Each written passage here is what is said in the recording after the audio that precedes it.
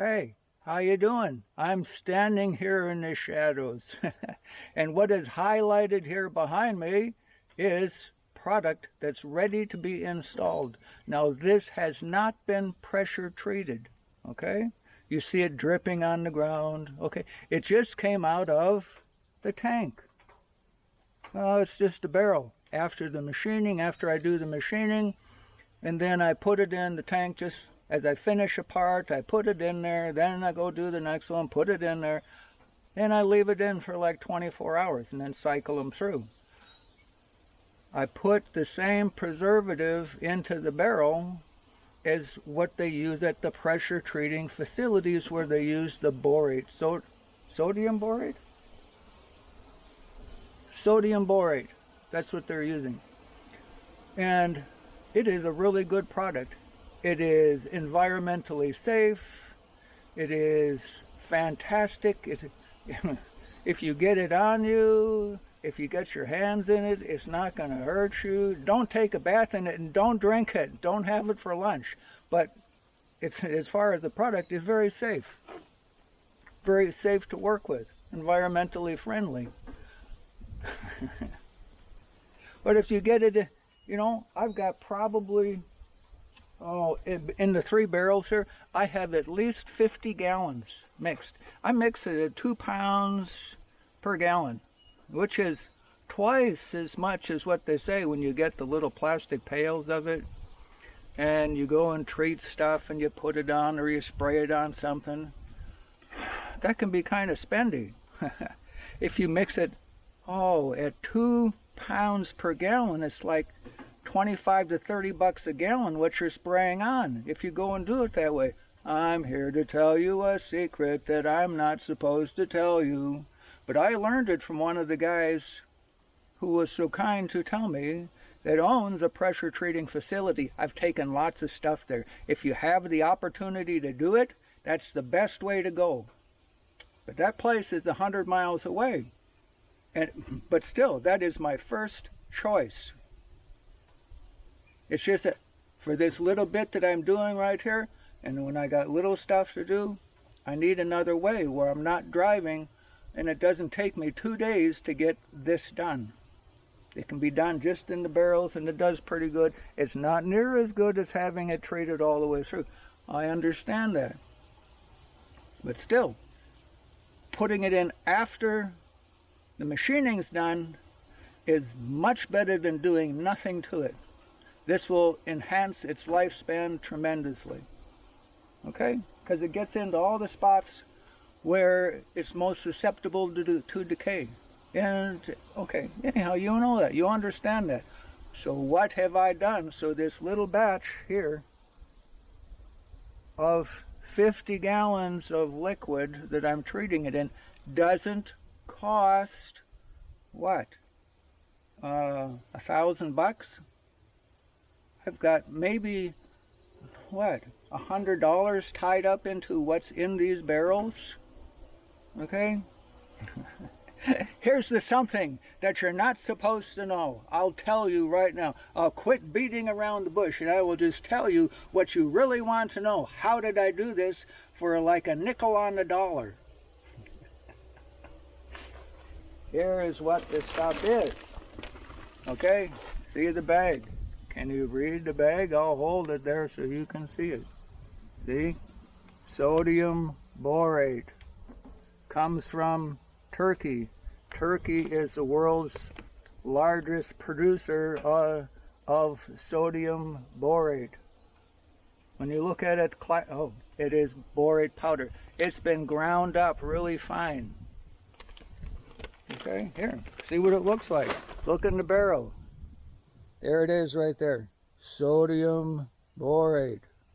Ground up really fine. Mix it with water. 1 to 2 pounds per gallon. You mix it. You put it in there, and what do I have in here? Look at that. It's just an aerator. I bought it at Fleet Farm.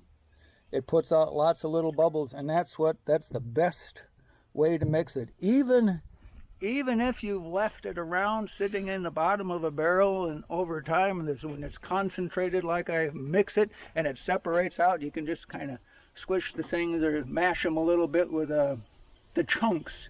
It might turn into a layer on the bottom, and you go, oh no, it's lost. No, it isn't. I take it like a baseball bat, put it in a little pile in the bottom, put it into the corner, and take the end of the baseball bat, tap it, tung, tung, tung, tung, tung, just tap it. It breaks into smaller chunks, you know, it's the size of a chicken egg or smaller. Smaller, like a marble size, okay? Then the aerator, boom, boom, boom, boom, it's just air running through there, has such a huge turnover rate that it will dissolve the stuff again pretty quick, okay? Anyhow,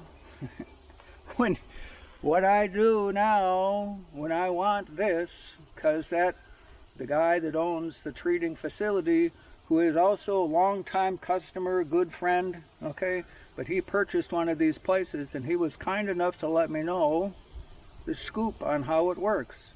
It's a vacuum system, for one. It's not pressure. Well, pressure is involved in it, but it's primarily vacuum that makes that work.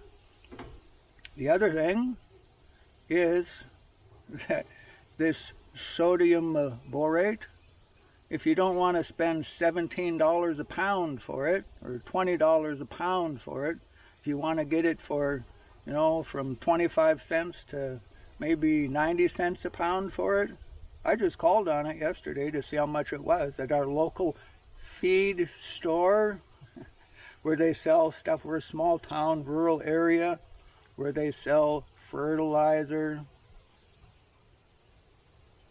See, sodium borate, boron, is primary nutrient to the ground that you have to have. Otherwise, crops get kind of brown around the edges. They look kind of wilty, sometimes die, if they are boron deficient. Borate deficiency, sodium borate, if they're deficient in it, they get tingy brown along the edges of the leaves and they look sickly. They have to have borate, boron in the soil. So you get this stuff at the feed store. And if you get 100 pounds at the feed store, no, let's see, they come usually in 40-pound bags. So you get 120 pounds and it costs you like 110 bucks for 3 bags.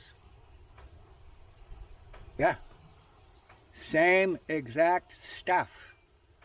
Same stuff. Different bag, different label. They might come from the same processing facility. It's fertilizer. Okay? Sodium borate. Look it up. Search it out. Sodium borate, this preservative. I wish I had known this years and years and years ago. It would have made for my customers a world of difference, and for me, I would have used it all along the way for all sorts of things. It's cost prohibitive at 17 bucks a pound. I'll just say it this way. There is a huge difference between capitalism and ethical capitalism. Okay? I'm talking here ethical capitalism. I think it's with ethics that I tell you that you can get this sodium borate at the feed store for 90 cents a pound instead of going someplace else and getting it in a plastic pail for 20 times as much money.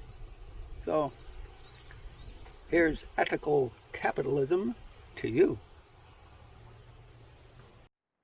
What is it that where they add a little piece at the end of something and go, this is the addendum? Is that the right word? I'm not quite sure if that's the right word. If that's the right word, this is an addendum. I thought it would be helpful to show you treating it in barrels. Because it's you got access to a barrel. And that worked good. And it's quick and easy. Okay. But also, if you saw, I have to wipe out the marks where I turn it one way and then I turn it over, and there was a little bit of a line around it. I haven't encountered that before. And why? And why am I telling you that oh, watch out for this if you do that. Because usually when I treat this stuff, I have this. See this tank?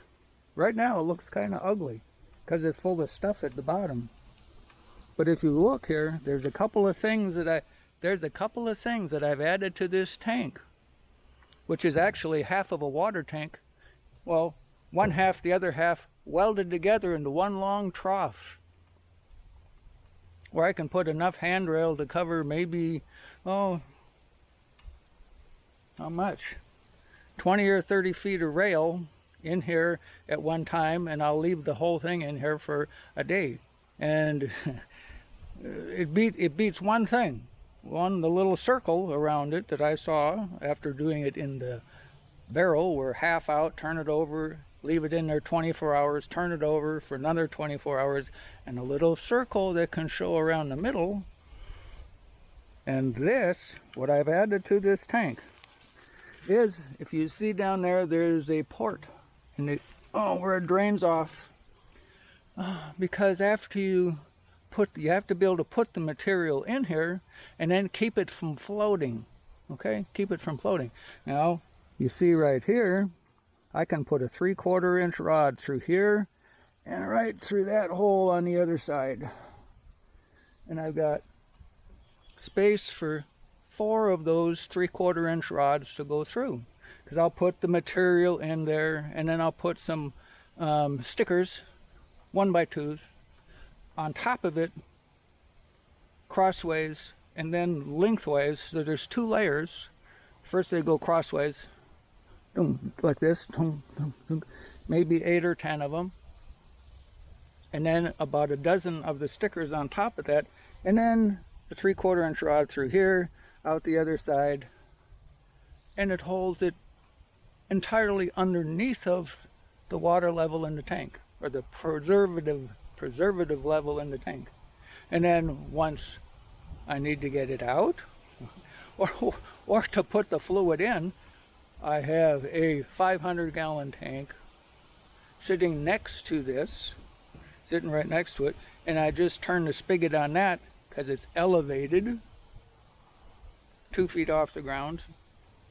It's elevated, and I turn the spigot on that, let it run into this, and then once it's done and I need to empty this, I have a sump pump that I just set in the end and pump it back into the big tank to start all over again. So I pump it off. Well, I should back up just a little bit. See the exhaust port down there? The sump pump is sitting in a little tank right next to this, because often there's too much junk in the way that's in the tank. So I just open the valve on the exhaust port, let it go into the other tank where the sump pump is, which pumps it back up into the tank, and everything's happy. Works very smooth. So there's the addendum.